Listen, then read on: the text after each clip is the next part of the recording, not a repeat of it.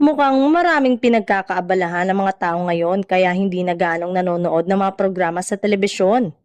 Ang iba naman ay hindi na talaga sa TV nanonood ng mga programa kundi sa online na o kaya ay mas nakatutok sa Netflix at iba pang streaming services.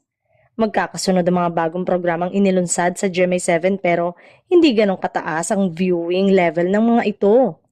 Noong Sabado, nagsimula ang dance show ni Alden Richard na Star on the Floor pero hindi naman ganun kabongga ang rating nito. Naka 7.8% lang ito at ang kasisimula lang din ng Idol Kids PH ay 4.8% lang din.